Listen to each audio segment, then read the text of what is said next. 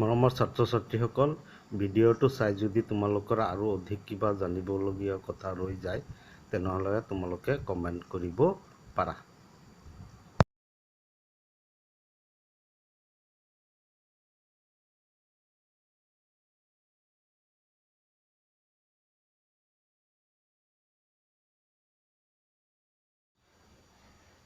কাৰ্যকলাপ 8.5 আলুগুটি এটা লৈ তাৰ উপৰিভাগ নিৰীক্ষণ কৰা। তাত কিবা গাঁঠি বা খাজ দেখা পাইছে না? চকুৰ নিচিনা দেখা পাবা, গাঁঠি বা খাজৰ নিচিনা। আলুটো এনেদৰে কাটি টুকুৰা টুকুৰা কৰা যাতে এই টুকুৰাবিলাকৰ কিছুমানত তেনেদৰে গাঁঠি বা খাজ থাকে। এই খাজবিলাক থকাকে কিছুমান টুকুৰা কৰিব আৰু কিছুমানত সেইবোৰ নাথাকে, যিবোৰত সেইবোৰ নাথাকে। তেনেকুৱাকৈ কাটি লৈ এখন থালত কপাহ লৈ পানীৰে সেমেকাই দিয়া। কপাহ লৈ পানীৰে কপাহখিনি সেমেকাই দিব দিছে। এতিয়া এই আলুৰ টুকুৰাবিলাক কপাহৰ ওপৰত মেলি দিয়া। এই আলুৰ টুকুৰাকেইটা কপাহৰ ওপৰত মেলি দিলে চাবা যাতে গাঁঠি বা খাজ থকা টুকুৰাবোৰ থাকে, গাঁঠি বা খাজ থকা টুকুৰাবোৰো থাকে। কিছুদিনৰ বাবে এই আলুৰ টুকুৰাবোৰৰ কিবা পৰিৱৰ্তন হয় নেকি তাৰ প্ৰতি লক্ষ্য ৰাখি পৰ্যবেক্ষণ কৰি থাকিবা। কেইদিনমানলৈকে ইহঁতৰ পৰিৱৰ্তন হয় নেকি এই বিষয়ে পৰ্যবেক্ষণ কৰি থাকিব লাগে। চাবা যাতে কপাহবিলাক সদায় সেমেকি থাকে, যাতে কপাহখিনি শুকাই নাযায়, যাতে সদায় সেমেকি থাকে। কোনবিলাক টুকুৰাৰ পৰা নতুনকৈ সেউজীয়া পোখা বা শিপা ওলাইছে, যিবিলাকত চকু বা খাজ আছিল সেইবিলাকৰ পৰা নতুনকৈ পোখা বা খাজ ওলোৱা বা শিপা ওলোৱা আমি দেখিবলৈ পাম। আৰু সেইবিলাক যদি আমি পিছত নি মাটিত ৰুই দিওঁ তাৰ পৰা নতুন আলু গছৰ হ'ব আৰু তাৰপিছত সেই গছৰ শিপা ৰূপান্তৰ হৈ আলুগুটিও হ'ব। এনেদৰে একেদৰে দুপৰ টেঙা বা পাতে গজা উদ্ভিদৰ পাতৰ দাঁতিৰ খাজৰ পৰা উৎপত্তি হোৱা মুকুলবিলাক মাটিত পৰিলে নতুন নতুন উদ্ভিদৰ উৎপত্তি হয়। একেদৰে পাতে গজা উদ্ভিদৰ এই চিত্ৰত দেখাই পাইছা তোমালোকে, এই পাতে গজা উদ্ভিদ এটা পাত দিয়া আছে। পাতৰ এই পাতৰ দাঁতিৰ পৰা কি হয়? নতুন উদ্ভিদৰ উৎপত্তি হয়।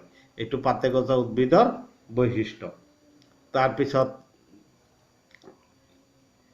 সৰু গুমনি লতাৰ উদ্ভিদ এজোপা সাৱধানেৰে বাছি লোৱা।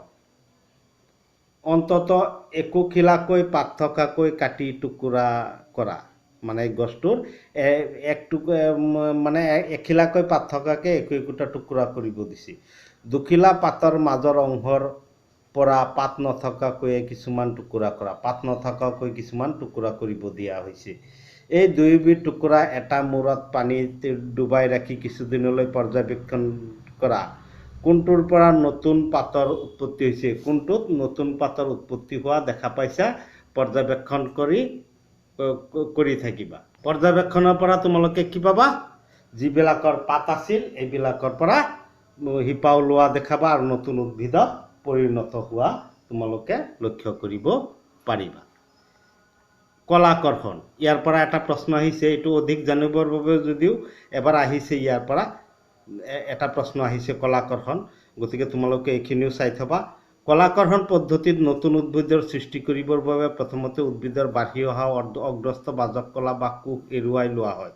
এই এৰুৱাই অনা কলা বা কোষখিনি এটা কৃত্ৰিম মাধ্যমত ৰাখি থলে তাতে কোষবিলাকৰ খৰতকীয়া কোষ বিভাজন ঘটি বহুবোৰ কোষ একেলগ হৈ কেলাছ গঠন কৰে। এই কেলাছখিনি অন্য এটা মাধ্যম য'ত উদ্ভিদৰ বৃদ্ধি আৰু বিকাশৰ বাবে প্ৰয়োজনীয় সঞ্জীৱনী পদাৰ্থ থাকে তালৈ স্থানান্তৰিত কৰি নতুনকৈ পূৰ্ণাংগ উদ্ভিদৰ সৃষ্টি কৰিব পাৰি।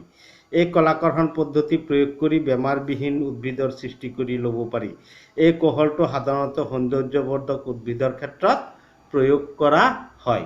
এতিয়া আমি এইখিনিলৈকে কৰা আলোচনাৰ লগত জড়িত প্ৰশ্ন উত্তৰখিনি আমি চাই লওঁ। কলাকৰ্ষণ বুলিলে কি বুজা? কলাকৰ্ষণ বুলিলে কি বুজা? নতুন উদ্ভিদ সৃষ্টি কৰিবৰ বাবে প্ৰথমতে উদ্ভিদৰ বাঢ়ি অহা অগ্ৰস্থ বাজক কলা, মানে উদ্ভিদৰ যিটো আগলি অংশৰ ভাজক কলা বা কোষ এৰুৱাই আনি কৃত্ৰিম মাধ্যমত ৰাখি থোৱা হয়। কৃত্ৰিমভাৱে প্ৰস্তুত কৰা যাতে কোষবিলাক নষ্ট নহয়, বৃদ্ধি বিকাশ হ'ব পাৰে। এনে কোষৰ খৰতকীয়াকৈ বিভাজন ঘটি কৃত্ৰিম মাধ্যমত এই ভাজক কলাৰ কোষবিলাকৰ খৰতকীয়াকৈ বিভাজন ঘটি একেলগ হৈ কেলাছ গঠন কৰে। একেলগ হয়, আকৌ কোষখিনি একেলগ হৈ কি গঠন কৰে? কেলাছ গঠন কৰে। মানে কোষখিনি এনেদৰে কোষবিলাক খৰতকীয়াকৈ বিভাজন ঘটি একগোট হয় আৰু ইয়াক কি বুলি কয়?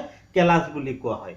এই কেলাছখিনি উদ্ভিদৰ বৃদ্ধি আৰু বিকাশৰ বাবে প্ৰয়োজনীয় সঞ্জীৱনী পদাৰ্থ ৰখাৰ ঠাইলৈ, তাৰমানে উদ্ভিদৰ বৃদ্ধি আৰু বিকাশৰ বাবে আমি পাইছোঁ কি কি সঞ্জীৱনী পদাৰ্থ প্ৰয়োজন?